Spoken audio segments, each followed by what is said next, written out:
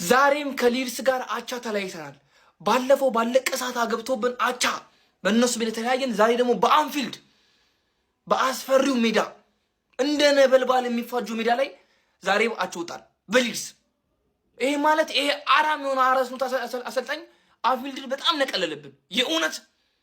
ዛሬም በአንፊልድ ከሊድስ ጋር ልክ እንደ ህፃንቲ ከቶፕ ፎር ጋር ያለንን ልዩነት በአምስት የምናደርገውን አሁንም አላሻሻልም። ይሄ ልም ያለ ደንቆሮ አለሌ ነው ደንቆሮ አሰልጣኝ። ምንም ዛሬ በስትክክል ሊድስ አላጠቃም፣ እኛም አላጠቃንም። ግም የተባለ ጨዋታ ማለት ነው። ግም የግሞች ግም። ዛሬ ማንቸስተር ዩናይትድ ሆነን ነው ያመሸነው። ሊድስን በአንፊልድ ማሸነፍ ከዱናል። ሊድስን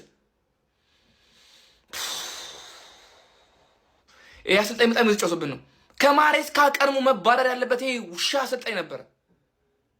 በሼባው ላይ ያደረው መንፈስ በጩጬው ላይ ይደር። አሚን በሉ ጀማው፣ አሚን በሉ። ዝም ብላችሁ በጩጬው ላይ ይደር ይሄ መንፈሳው።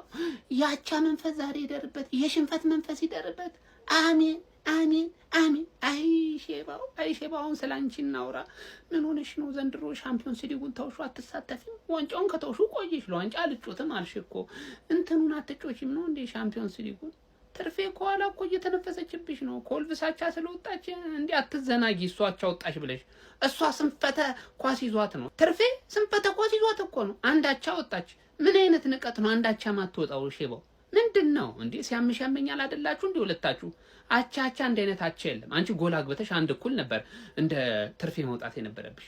ለማንኛውም ከትርፌ ጋር ብትስማሙ መልካም ነው። ምንድነው 0-0 1-1 እንደዛ ይቻላል። 0-0 ሁለታችሁ 1-1 ሁለታችሁም እንደዛ ነው መውጣት ያለባችሁ። እሺ አመሰግናለሁ። ለማንኛውም አዳሲቲ ላይ ቋጥሩ ጀማ ቋጥሩ።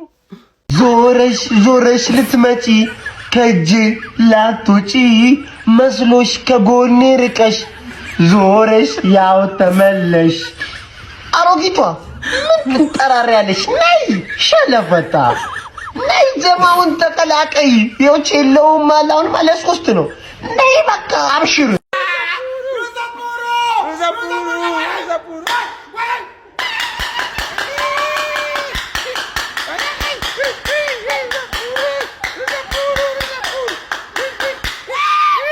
የአዛውንቶች ገንዘብ ከሰረ ይላል ነው።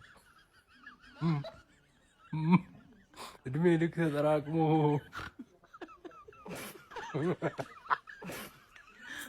በእኛ ይቀልዳሉ እኮ ደግሞ ምስኪን ነው። ሊቨርፑል 1 ሊድስ 1። ሊድስ ይችላል። ደርሶ መልሳቻማ ቀይ ሲያይ እኮ ማን ዩናይትድ መሰለው። የማን ዩናይትድ ዋና ጠላት ነው ወይስ የሊቨርፑል ዋና ጠላት? አስጨነቃችሁ። ማን ዩናይትድ ይሄን ቡድን መቼ ነው የሚጋጠመው? ሊድስን ዋና ጠላቱን ቀይ ሲያይ ማን ዩናይትድ መሰለኝ።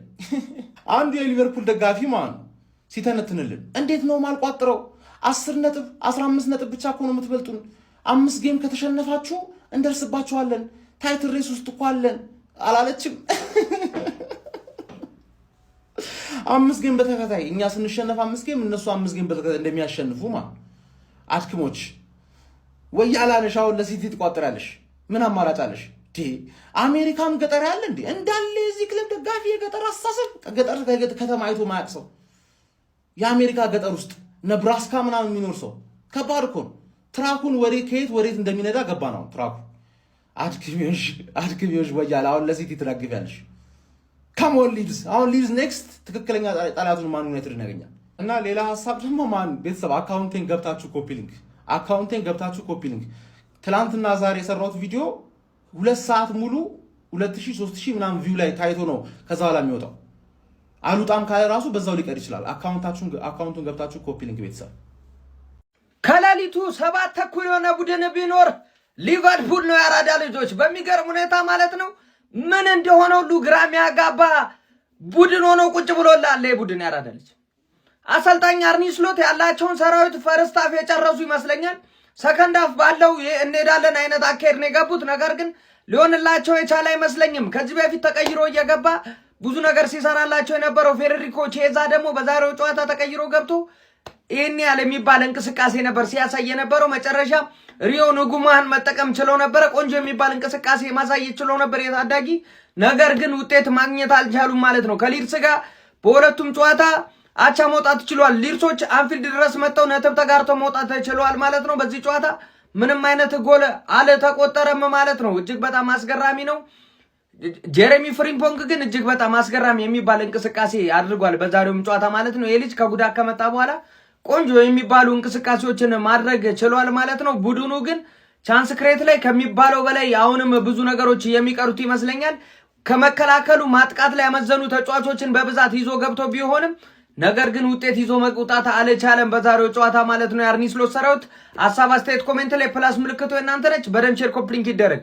በዘንድሮ ዓመት ወደ ፕሪሚየር ሊግ ያደገው ሊድስ ዩናይትድ ሊቨርፑል ላይ ደርሶ መልስ አንዳንድ ነጥብ ወስዶበታል ማለት ነው። ደርሶ መልስ ወደ ግማሽ ቢሊዮን ለማጥቃት ተጫዋቾች የወጣው ሊቨርፑል በሜዳው አንድ ጎል ማስቆጠር ተስኖት ከሊድስ ዩናይትድ ጋር 0-0 ወጥቷል ማለት ነው። እኔ እኮ ቲማችሁን ሳትመለከቱ የሁሉ ስኳድ ኑሮ አንድ ጎል ማስቆጠር የተሳነው ቲም ይዘ የሀገር ተጫዋቾችን ለአፍሪካ ዋንጫ ልኮ በጉዳት እየተንኮታኮተ ያለው ማንቸስተር ዩናይትድ ላይ ጎል እያስቆጠረ ወልብስ ላይ 4 ነጥብ ምናምን ወስዶ ሙድ ልትይዝበት ስትመጣ እኮ ነው የምታስቀኝ።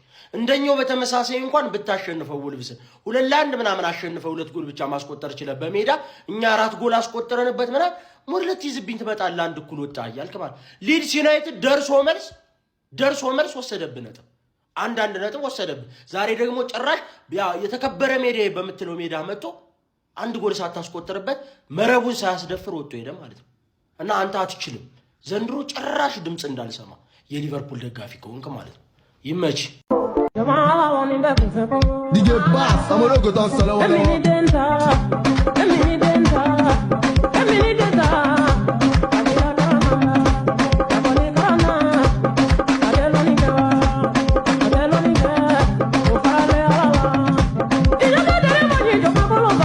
ሊቨርፑል ሊድስን በአንፊልድ አስተናግዶ 0-0 ተለያይቷል። ቪዲዮን ኮፒ ሊንክ ሪፖስት ላይክ በማድረግ ጀምሩት። ዛሬ ግን ፋሚሊ ሊቨርፑል ነው ነጥብ ጣለ የሚባለው ሊድስ ነው። ሰዎች 3 ነጥብ ማን ነበር የሚገባው እንዴ? ሊድሶች ይሄን ያክል እንዴ? ዳንኤል ፍራንክ ምንድነው ያደረጋቸው? በጣም ነው የለወጣቸው እኮ። እንዴት ነው የሚያጠቁት? በቃ አንፊልድ ላይ መተህ እንደዚህ መድፈር እኔ ገርሞኛል። ሰዎች የሆነ ተናዶ ነበር አይታችሁት። ባለቀ ሰዓት ላይ ዳንኤል ፍራንክ የሆነ 3 ነጥብ ይዞ መሄድ እንዳለበት አይነት ስሜት ነው የሚሰማው። ከሊቨርፑል ጋር የሚጫወት አይመስልም እንዴ? በጣም ነው ያስገረሙኝ። ወረት ሊቨርፑል ጋር የተጫወቱ አይመስሉም። በወራጅ ቀጠና ውስጥ ምናምን ያለ ቡድን ጋር እየገጠመ ነው ይመስለው። የአምናውን ሻምፒዮን እየገጠመ አይደለም የሚመስለው። ሊቨርፑል እንግዲህ በተከታታይ እያሸነፈ ነበር። ያው የአምና ሻምፒዮን ነው፣ ግን በመሀል ስብራት ነበረው። አሁን ደግሞ ነጥብ ጥሏል። ሊድስ ጋር 3 ነጥብ ያገኛል ተብሎ ነበር የተጠበቀው። ሰዎች ግን በግድ ቶፕ 4 ለማስገባት እየገፋፉን ነው ዩናይትድ። ያው እኛም ከነሱ የባስን ስለሆነ ነው እንጂ በጣም እድሉን እያመቻቹልን ነበር። ቢስሚላ ቀጣይ ደግሞ ሊድስ ነው። ይከብዳል ብዬ ነው የማስበው። እኛ ጋር እንግዲህ ሊቨርፑል እኮ እዩት፣ በዚህ ስኳድ ነው የፈተኑት። እኛ ደግሞ ስኳዳችን ጠፍቷል። እኔ ከሊቨርፑል 1-2 ተጫዋች አሁን የሊቨርፑል አይነት ተጫዋች 2 ቢኖረን ለዋንጫ ነበር የምንጫወተው። ለዋንጫ ከግማሽ ቢሊዮን በላይ ነው እንግዲህ ያወጡት ሊቨርፑሎች እኮ አምና ሻምፒዮን ሆነዋል። ግን ማን ላይ ነው የሚጮኸው?